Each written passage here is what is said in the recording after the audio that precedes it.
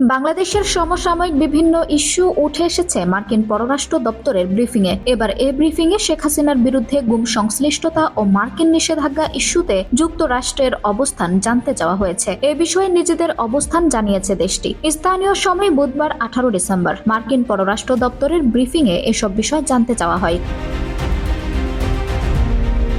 ব্রিফিংয়ে প্রশ্ন করা হয়, সংবাদ মাধ্যম নিউ ইয়র্ক টাইমসে বাংলাদেশে গুম কমিশনের তদন্তের বিষয়ে একটি অনুসন্ধানমূলক প্রতিবেদন প্রকাশ করেছে। এতে সাবেক প্রধানমন্ত্রী শেখ হাসিনা সংশ্লিষ্টতার প্রমাণ মিলেছে। যুক্তরাষ্ট্র আগেই জোরপূর্বক গুমের ঘটনায় জড়িতদের উপর নিষেধাজ্ঞা আরোপ করেছে। এ বিষয়ে আপনার কোনো মন্তব্য আছে কিনা?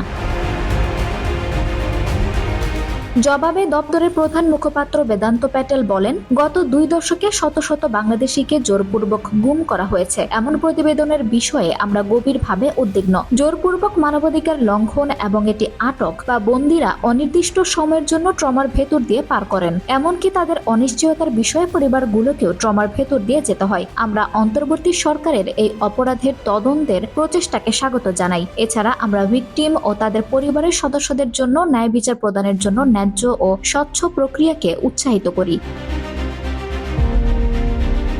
এর আগে মঙ্গলবার পররাষ্ট্র দপ্তরের ব্রিফিংয়ে প্রশ্ন করা হয়, সাবেক প্রধানমন্ত্রী শেখ হাসিনার বক্তব্যের উপর বাংলাদেশের আন্তর্জাতিক অপরাধ ট্রাইব্যুনাল নিষেধাজ্ঞা দিয়েছে। বিষয়টি সাংবিধানিক অধিকার লঙ্ঘন এবং বাক স্বাধীনতা পরিপন্থী। এ বিষয়ে আপনার মন্তব্য কি? মার্কিন পররাষ্ট্র দপ্তরের ওয়েবসাইটে বলা হয়, এ বিষয়ে প্রশ্ন করা হলেও তা নিয়ে কোনো মন্তব্য করতে রাজি হননি দপ্তরের মুখপাত্র ম্যাথিউ মিলার।